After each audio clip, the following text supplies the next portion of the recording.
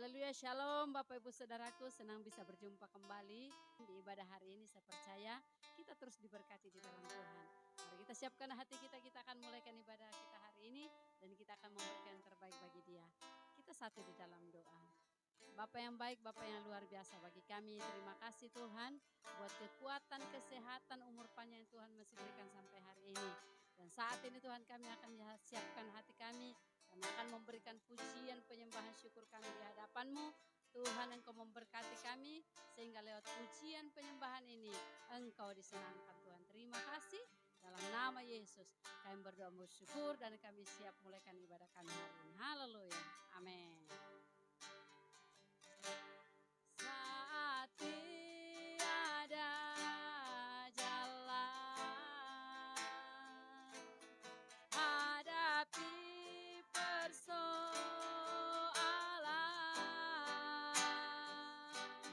Yesus ada di sana dan memberiku jawaban. Oh, pahitnya kenyataan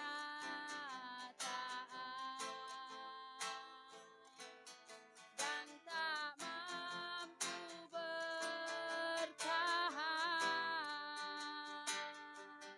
Yesus ada di sana dan memberiku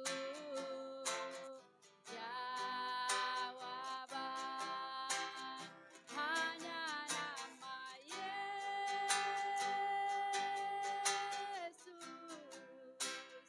hanya nama Yesus,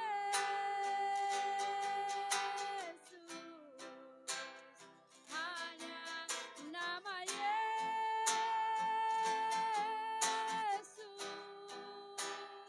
berikanku pengharapan.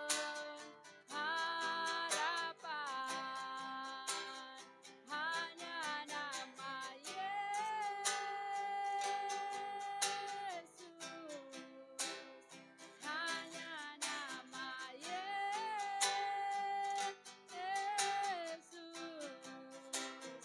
hanya nama Yesus berikanku kepastian.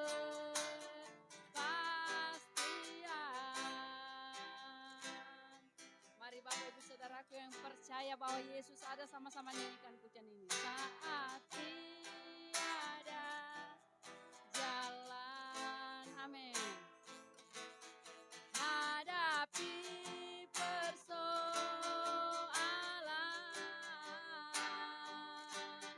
Yesus ada di sana dan memberiku jawaban.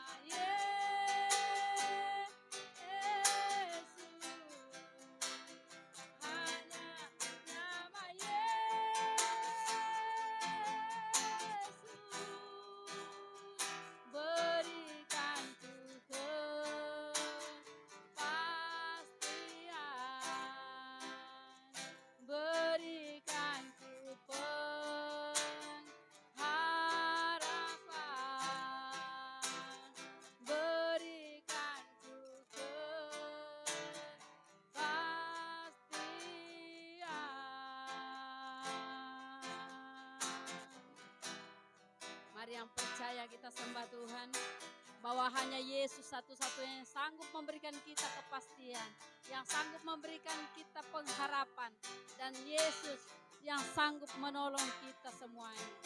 Haleluya. Terima kasih Tuhan, Engkau dahsyat, Engkau luar biasa, Engkau selalu menolongku, selalu menyertaiku, selalu memberkatiku. Haleluya.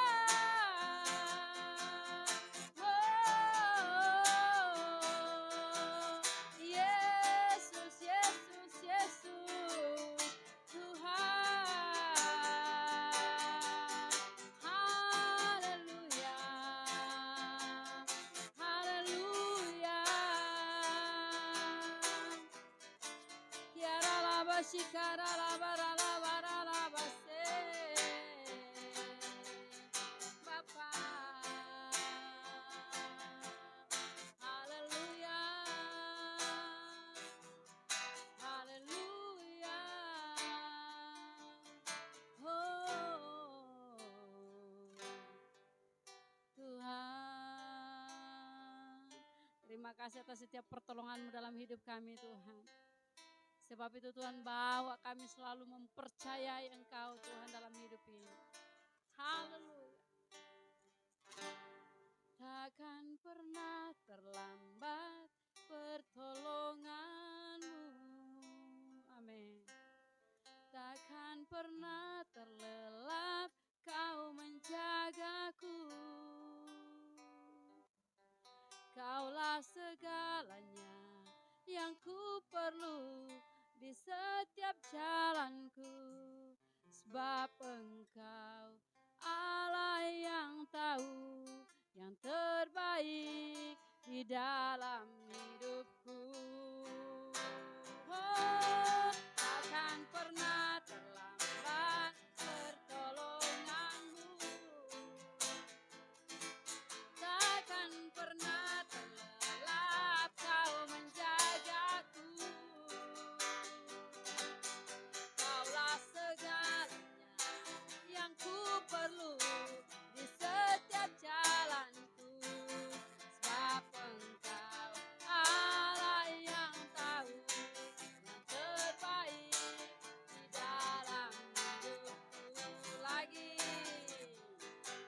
takkan pernah terlambat pertolongan-Mu. Amin. Takkan pernah terlelap Kau menjagaku. Kaulah segalanya yang ku perlu di setiap jalanku. Sebab Engkau Allah yang tahu yang terbaik di dalam hidupku. Katakan sama-sama, walau ku tak dapat melihat, walau ku tak dapat melihat. Amin. Semua rencana-Mu Tuhan, namun hatiku tetap memandang padamu. Kau tuntun langkah. Oh, walau ku tak dapat berharap atas kenyataan hidupku, namun hatiku tetap memandang padamu. Kau ada untukku. Mari dengan iman nyanyikan. Walau ku tak dapat melihat semua rencana-Mu Tuhan, namun hatiku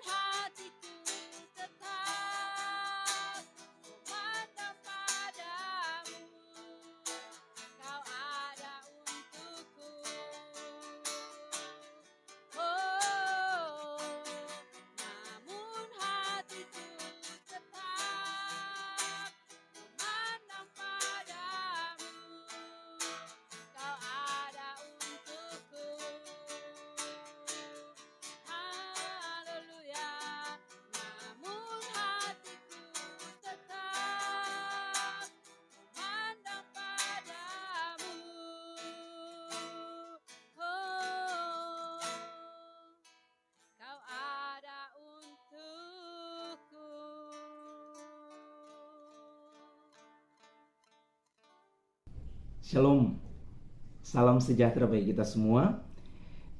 Hari ini sebelum kita mendengarkan firman Tuhan, mari kita berdoa terlebih dahulu. Tuhan Allah Bapa kami dalam surga, kami bersyukur kami bertemu dalam ibadah online melalui channel Light of Blessing Ministry. Kiranya dimanapun umat Tuhan berada yang menyaksikan channel ini, Tuhan tolong, Tuhan memberkati mereka, dan biarlah pujian yang telah dinaikkan boleh memuliakan Tuhan. Dan saat ini persiapkan hati dan pikiran kami untuk kami boleh mengerti kehendak-Mu dalam kehidupan kami melalui kebenaran firman-Mu. Dalam nama Tuhan Yesus kami siap mendengarkan firman Tuhan. Amin. Saya berterima kasih kepada Light of Blessing Ministry yang memberikan kepercayaan kepada saya untuk hari ini share kebenaran firman Tuhan bagi kita semua dimanapun Anda berada. Saudara terkasih dalam Tuhan, saya ingin mengajak kita untuk membaca kebenaran firman Tuhan. Hari ini saya ambil dari Matius pasal yang ke-25 ayat 14 sampai yang ke-15. Sekali lagi, Matius pasal yang ke-25 ayat yang ke-14 sampai 15. Ada dua ayat yang saya akan bacakan bagi kita semua. Saya akan membacakannya. Sebab hal kerajaan surga sama seperti seorang yang mau bepergian ke luar negeri. Ia memanggil hamba-hambanya, mempercayakan hartanya kepada mereka. Yang seorang diberikannya 5 talenta, yang seorang lagi 2, dan yang seorang lain lagi 1. Masing-masing menurut kesanggupannya, lalu ia berangkat. Saudara terkasih dalam Tuhan, ayat yang barusan saya bacakan bagi kita mungkin itu tidak asing bagi kita, yaitu ajaran Yesus tentang perumpamaan tentang talenta. Izinkan saya sedikit untuk mengisahkannya bagi kita, bahwa seperti ayat pendahuluan yang sudah kita baca, bahwa kerajaan surga diumpamakan seperti seorang tuan yang mau bepergian dan sebelumnya memanggil hamba-hambanya dan membagikan mereka talenta. Ada yang diberi 5, ada yang diberi 2, dan ada yang diberi 1. Kisah selanjutnya adalah yang diberi 5 mengerjakannya dan memperoleh laba 5 talenta.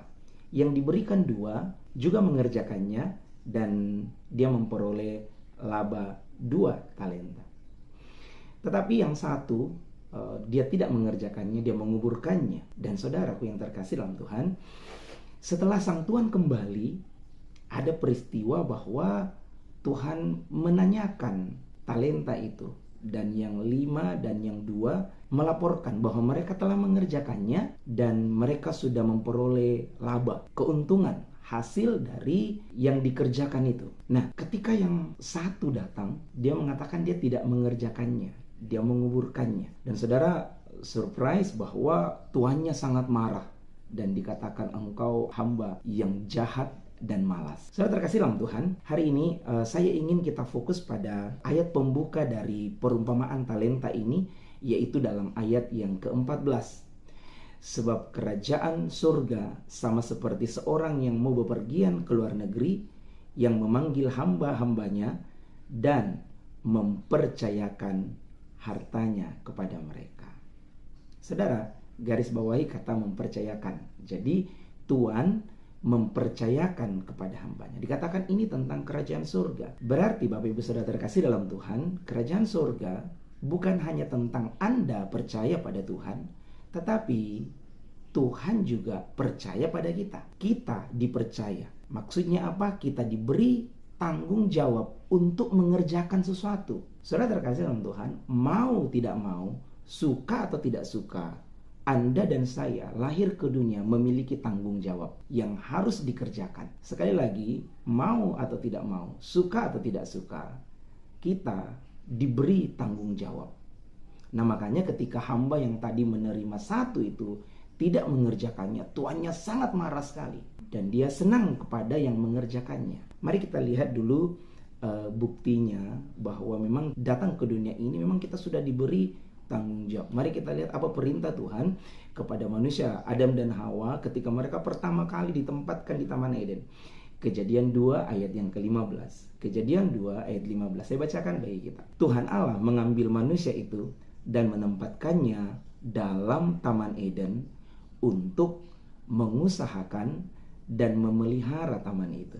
Saudara sekali lagi lihat, Adam dan Hawa ditempatkan di Taman Eden dan dikatakan untuk mengusahakan. Mungkin saudara berpikir bahwa Taman Eden pasti langsung indah dan tidak perlu mereka tinggal menikmatinya.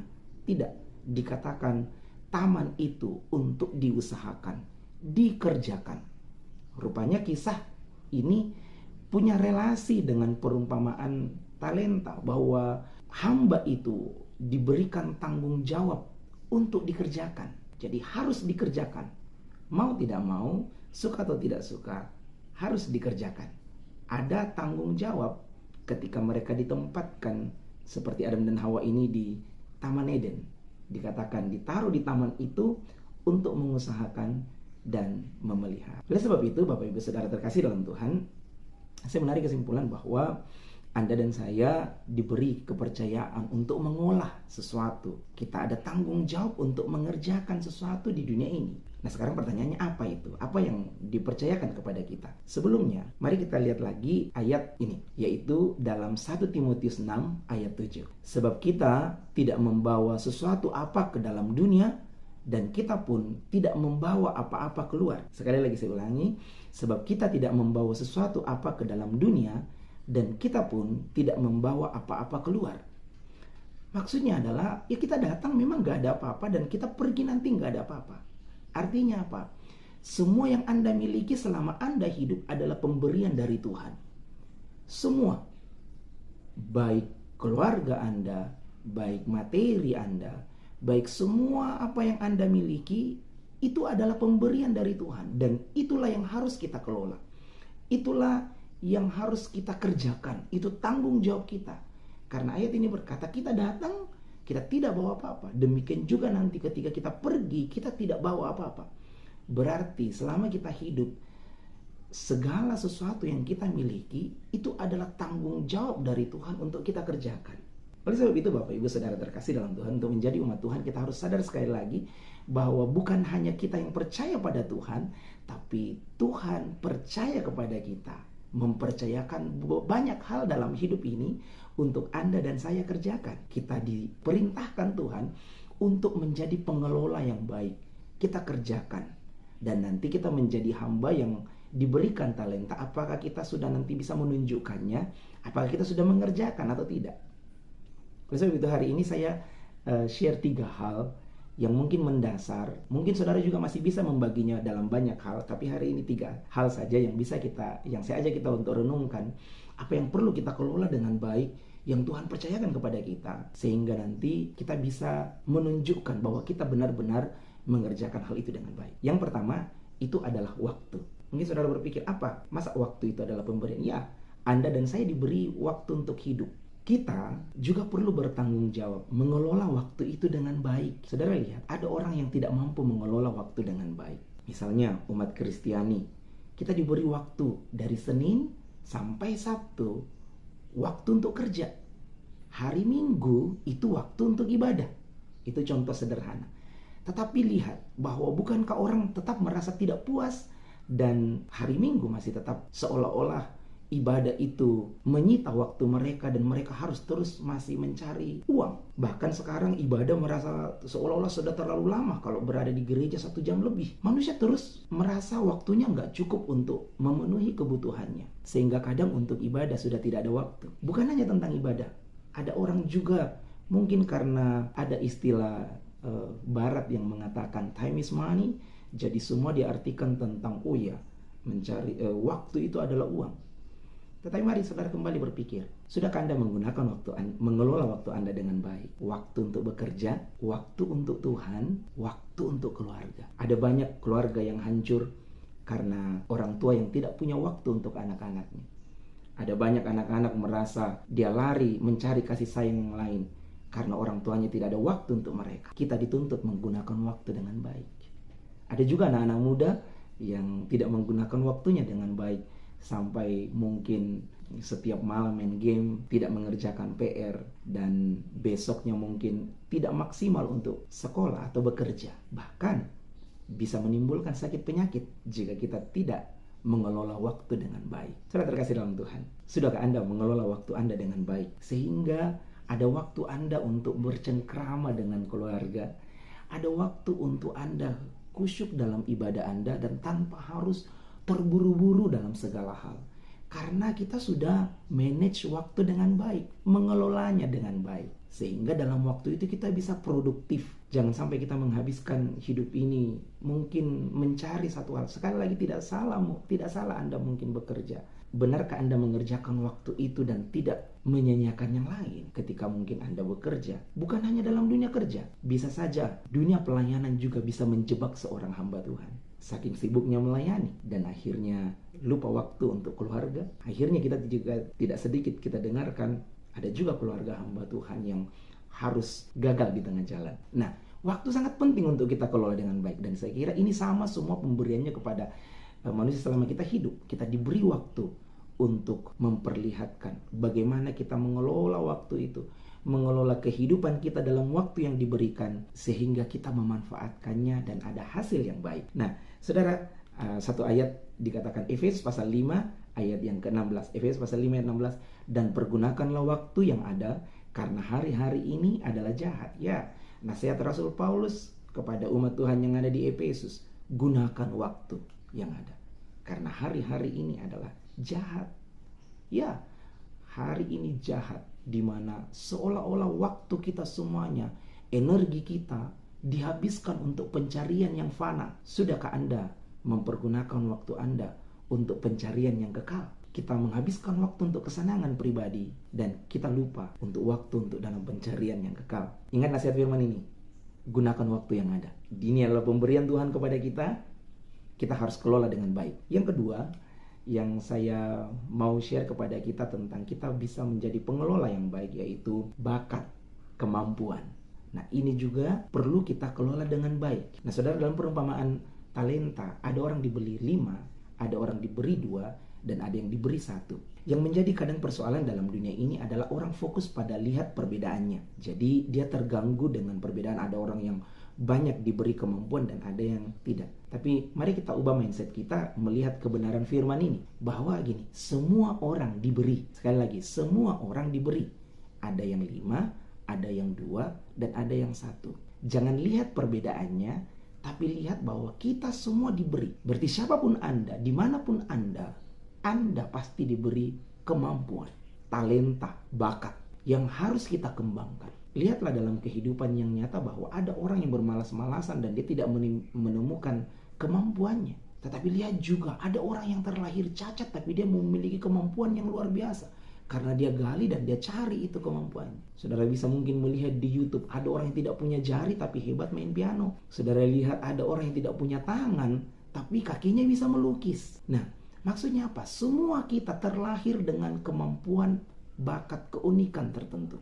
Kita pasti mampu mengerjakan. Kita lahir ke dunia, pasti kita diberi kemampuan. Tapi sayang sekali, ada orang hanya fokus melihat kekurangannya. Saya tidak bisa ini, saya tidak bisa itu. Saya tidak mampu mengerjakan ini dan saya tidak mampu mengerjakan itu. Saya terkasih dalam Tuhan, ini berbahaya bagi kita. Kita akan menjadi hamba yang menerima 1 talenta yang dia menguburkannya, dia justru menguburkannya dan tidak memperlihatkan hasil apa-apa kepada tuannya. Dalam perumpamaan talenta itu, tuannya begitu marah karena dia tidak mengembangkan apa yang diberikan kepadanya. Saudara terkasih dalam Tuhan, semua diberi, mungkin memang beda, tapi ingat, perbedaan itu juga sesuai dengan tanggung jawab. Makin banyak diberi, makin besar tanggung jawabnya. Nah mari, pertama sadari aja dulu bahwa pasti kita diberi. Siapapun Anda yang mendengarkan ini, baik Anda anak muda, pastikan kamu diberi talenta, kemampuan. Pasti kamu diberi kesanggupan untuk do something, melakukan sesuatu. Atau mungkin Anda ibu rumah tangga, atau mungkin Anda seorang bapak rumah tangga. Atau mungkin Anda sibuk melihat orang bahwa dia lebih dan saya tidak. Akhirnya kita hanya terjebak melihat perbedaan-perbedaan itu. Mari pacu diri kita, mari memiliki pikiran yang positif bahwa kita semua diberi. Nah, sekarang adalah tanggung jawab kita. Nah, seperti yang poin awal tadi ya, bagaimana kita menggunakan waktu. Dalam waktu itu kita pakai untuk mengasah bakat dan talenta. Tidak ada yang simsalabim dalam bakat. Semua pasti butuh proses. Nah, itu namanya dikerjakan, itu namanya dikelola. Nggak ada orang tiba-tiba langsung pintar melukis. Pasti dia mulai dari belajar. Dia mulai dari belajar. Tidak ada orang yang bisa tiba-tiba bisa menyanyi dan langsung terkenal. Sekalipun ada seorang orang yang bisa menyanyi, tapi pasti dia masih kelola itu. Pasti masih ada guru vokal, masih ada orang yang mengarahkan. Dan untuk menjadi lebih hebat lagi. Intinya bahwa sudah ada dan kita hanya perlu mengasahnya, mengolahnya dengan baik. Nah, kemudian segera pergilah hamba yang menerima 5 talenta itu. Ia menjalankan uang itu lalu beroleh laba 5 talenta. Jadi yang mendapat 5, dia segera pergi. Kata segera tentang dia tidak mengulur-ngulur waktu. Dia kerjakan apa yang diberikan kepadanya dan dia segera mendapat hasil itu. Dia kerjakan itu. Baik, saudara. Dan kemudian yang terakhir dan yang ketiga, yang penting sekali untuk kita renungkan, apa kepercayaan yang diberikan kepada kita yang harus kita kelola. Kalau yang pertama tadi waktu, dan yang kedua bakat atau talenta, dan yang ketiga adalah relasi atau hubungan. Nah, seperti saya bilang tadi di awal bahwa semuanya yang ada dalam hidup ini adalah pemberian. Jadi siapapun yang ada juga di sekitar kita, itu adalah pemberian Tuhan, saudara. Relasi atau hubungan. Hubungan orang tua dan anak. Hubungan suami dan istri. Hubungan dengan tetangga. Hubungan dengan orang sekitar. Itu juga perlu dikelola. Saudara, bukankah banyak keluarga yang tidak bisa bertahan karena tidak mengelola keluarga dengan baik? Hubungan orang tua dan anak juga bisa rusak karena tidak dikelola dengan baik. Orang tua sibuk dalam pekerjaan dan melupakan tanggung jawab kepada anak. Suami sibuk bekerja dan melupakan hubungannya dengan istrinya. Anak yang marah kepada orang tua dan tidak membangun lagi komunikasi kepada orang tua. Nah, rupanya relasi ini tanggung jawab kita juga. Nah, sehingga kalau juga relasi kita tidak bangun dengan baik, ada orang yang hidup dalam akar pahit, bertahun-tahun akar pahit ya karena dia benci orang. Hubungannya tidak dikelola. Ada orang stres berkepanjangan, kena stroke karena dendam, sakit hati. Hubungan karena berasal dari hubungan yang tidak dibangun dengan baik. Keluarga kita itu tanggung jawab kita di hadapan Tuhan. Sudahkah kita kelola dengan baik? Dimanapun Anda berada, mungkin juga Anda sebagai tetangga. Nah, makanya umat Kristiani dikatakan kamu adalah garam dan terang dunia. Untuk bagaimana menjadi baik dalam dunia ini dengan orang-orang sekitar. Saudara terkasih dalam Tuhan, Tuhan memberikan itu untuk kita kelola. Saya buka ayatnya, Kejadian 2 ayat 18. Tuhan Allah berfirman, tidak baik kalau manusia itu seorang diri saja. Aku akan menjadikan penolong baginya yang sepadan dengan dia. Perhatikan, tidak baik kalau manusia itu seorang diri saja. Aku akan menjadikan penolong baginya yang sepadan dengan dia. Ini bukan hanya ayat tentang pernikahan, tetapi ini juga ayat tentang kita sadar bahwa Tuhan itu lihat kita tidak bagus kalau sendiri. Kita butuh teman. Ilmu sosiologi juga menyatakan bahwa kita manusia yang dikodratkan untuk hidup dalam komunitas. Kita tidak bisa sendiri. Nah, dengan sadar bahwa kita tidak bisa sendiri, bahkan firman mengatakan tidak baik kalau sendiri, maka berarti kita butuh orang lain. Dan orang-orang di sekitar kita, kita perlu bangun komunikasi itu dengan baik, mengelolanya dengan baik.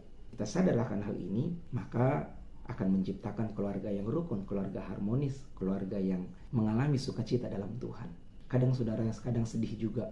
Ada orang di gereja begitu rohani, tetapi di rumah dia tidak merasakan sukacita karena tidak terbangun hubungan yang baik dalam rumah tangga. Saudara terkasih dalam Tuhan, bahkan ada juga pelayan-pelayan Tuhan yang mungkin dia mengelola hubungannya sama Tuhan, tapi dia tidak mengelola hubungannya dengan baik dengan sesamanya. Itu menjadi tidak ada gunanya.